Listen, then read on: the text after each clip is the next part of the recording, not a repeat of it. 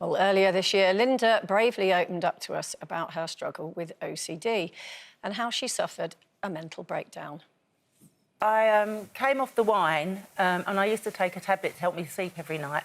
When I came off the wine, I upped the tablet and then I got concerned about taking the tablet. So I went to see somebody about it and they gave me a tablet. I won't mention the name, but I had a really, really bad reaction to it.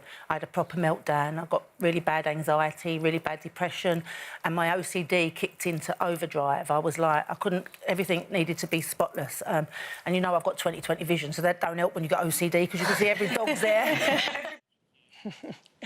Well, that was 10 months ago, Yeah. and you've done incredibly well. But how's lockdown been for you? Well, it looks like by watching that film that I'm making light of it, but actually it does completely consume your life. I mean, I ended up in a clinic, and in the clinic they set me boundaries where I wasn't allowed to do all of the jobs. So, like, there'd be a job for someone to lay the table, someone empty the table, someone load the dishwasher, someone empty the dishwasher, someone do the hoovering. I was doing all of it. And lockdown for me was even harder because, like, what kept me going was being able to go to work every day, being able to go and visit my sisters, go and see my grandchildren. All of a sudden, all of that's taken away from you. You're stuck indoors and there's only so many things you can clean. But I have to say that I think most of my family have got it in some form or other. I think my mum had it. Can I just ask before you go on to that? So when you're cleaning, yeah, does that calm you? Is that what it's about? Yeah, but it never seems to be clean enough. Like, most people use a mop to mop their kitchen floor or their floors or whatever. I get down on my hands and knees because I can see every bit of dust that's down there, and I'd throw away everything or take stuff to the charity shops and that. I just, like, cleared the house out and that. And then when everything's clean and everything's done, you still have to find... I was having, like, at one time, I was having, like, 4 and 5 baths a day and washing my clothes each time I'd had a bath and that. But I think once I got back to work and back to a little bit of normality, it definitely calmed down a lot. And I had to watch myself with my grandchildren, who you all know I love more than life itself.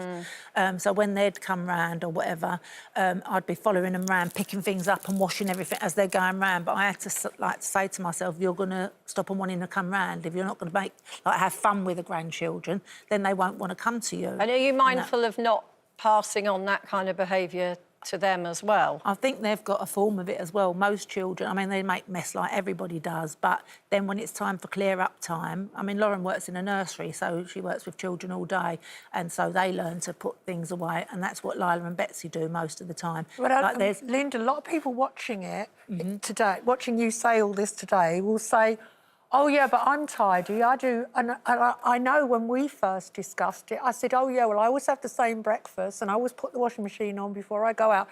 But there's a big difference in my liking a few routines and me feeling comfortable with a few routines. And now people do just toss around the words, oh, I've got a bit of OCD. Yeah, they without do. thinking. Yeah. But what you're describing, it's taken over. I know there is the OCD police out there, and obviously I'm not making light of it. It is a lot. No, you've got it, yeah. It's a horrible thing to have to, like, never to be able to sit and watch a film because in the middle of watching the film, you're putting the washing on. So now my family have set boundaries for me. I want to know how on earth they set a boundary that you'll stick to. I'm only allowed to do so many washes a day. So, I mean, I was washing my bedclothes every day. No. I used to do it once a week, and that was fine, but then I started doing it every day. I mean, you're not alone. I mean, there's 750,000 people in the UK. That's 1.2% of the population that have some form of OCD. And apparently it's got 2 main parts, obsessions and compulsions.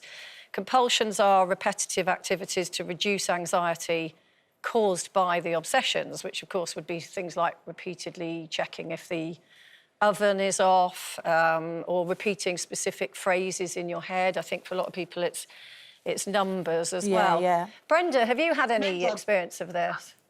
I haven't had any experience of it. I like everything to be in its place and, you know, and neat and tidy and everything. But for Linda, I know how much your family means to you. How has this impacted your family life? It's been really difficult for them because obviously they were there. I mean, for 2 years I was, like, suffering from a breakdown, and if you had said to me all that time ago that you will suffer from a breakdown, I would have said, not me. I'd always been happy-go-lucky, enjoyed my work, like, did my housework and whatever, and I liked it really clean and tidy.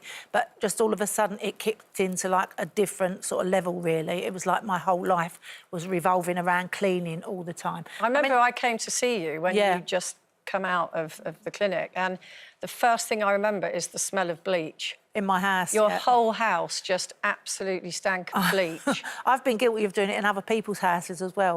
I'll go around to a mate's before lockdown, be sitting having a cup of coffee, and I think, oh, I'm going to go and bleach that side. But have you got to the bottom of why you do that? I think it's just learnt by example. My mum, looking back now, my mum had it. My nan probably had it. She had 13 kids, my nan, but my mum definitely had it. So she'd wash her nets regularly. Most people used to wash their nets before Christmas or whatever, whereas my mum was always washing her nets, recycling. I'm obsessed with that. Everything. I'll go down the bins, taking the recycling out, put into the recycling. And all the ringing home that we were just talking about from holiday, that's obsession. Part of it, isn't it? Yeah, Because it is. The safety of loved ones. Well, I think that they another... can't cope without me, and then it upsets me that they can. That they when I can. get home. Linda, you say you've got, you know, limitations, that they've set boundaries for you.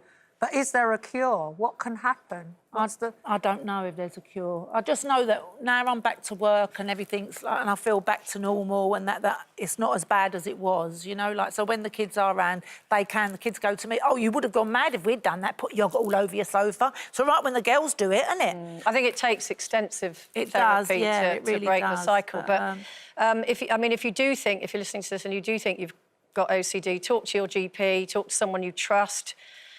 Reach out for peer support, look after your physical health. Yeah. And they're saying for friends and family, don't judge, be patient, don't make assumptions, and help sufferers to access treatment. That's from the mental health charity Mind. So if you've been affected by anything that we've spoken about with Linda, please head to our website where there is help available.